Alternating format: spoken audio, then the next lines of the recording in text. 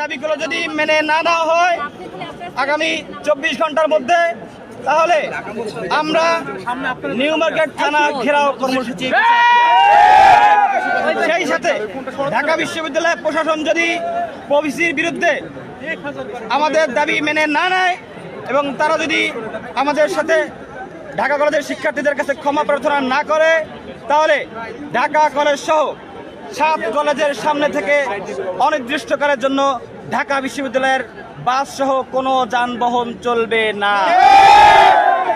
আমাদের পরবর্তী কর্মসূচি হচ্ছে, যদি এই দাবিগুলো মেনে না নেওয়া হয় আগামী 24 ঘন্টার মধ্যে, তাহলে আমরা থানা ঘেরাও কর্মসূচি পালন করবো এবং হচ্ছে শান্তিপূর্ণভাবে আমরা ঢাকা কলেজ সহ 7 কলেজের সামনে থেকে ঢাকা বিশ্ববিদ্যালয়ের কোনো বাস যেতে দিব না। আমরা প্রত্যাশা করছি এই 24 ঘন্টার মধ্যে সরকার কর্তৃপক্ষ তারা আমাদের সাথে যোগাযোগ করবে, বিষয়টা অফিসিয়ালি মিটমাট করবে। আমরা কোনো সংঘাত চাই না, ঢাকা বিশ্ববিদ্যালয়ের শিক্ষার্থীদের সাথে আমাদের কোনো সংঘাত নেই। আমরা মূলত একটি প্রশাসনিক জটিলতার বিরুদ্ধে দীর্ঘদিন ধরে আন্দোলন করে আসছিলাম, তারা আমাদের কথা আমলে নেয়নি, এই জন্যই আমাদের এই কর্মসূচি। ধন্যবাদ সবাইকে।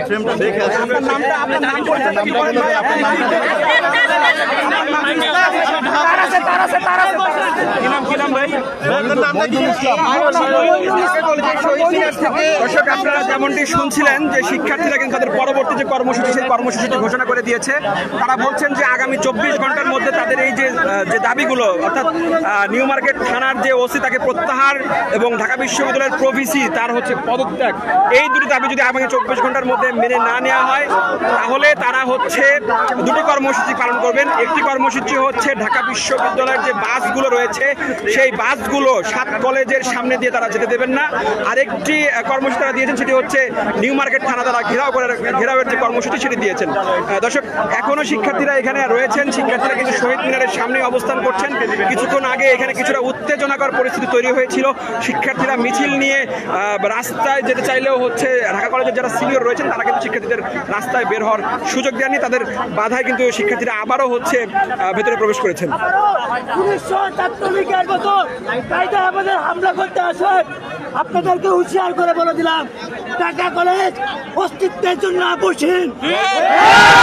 কোনোভাবে আমাদের এই যুক্তিসঙ্গত আন্দোলনকে ব্যাঘাত করাতে আপনারা চান, আমরা ধরে নেব।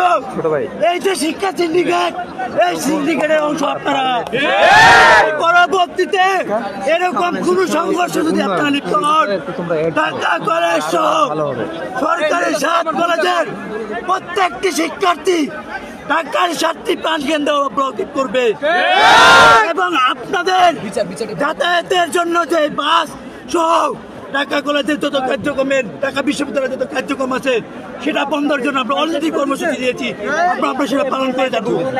পরবর্তীতে ওসি সহ যে প্রভিসি আছে যার উস্কানিতে এই সংঘর্ষ হয়েছে তার যদি বিচার না হয় এবং নিউ মার্কেট থানা পুলিশ সহ এই প্রভিসি প্রত্যাহার যদি না করে, ঢাকা কলেজ সহ এই 7 কলেজ আন্দোলনে ভারত হয়ে ফিরে আসবে। হুঁশিয়ার করে বলছি, 24 ঘন্টার মধ্যে পদক্ষেপ নেবেন। একটি বিষয় আপনাদের বলতে চাই, যখন গুরুতর আহত হয় তখন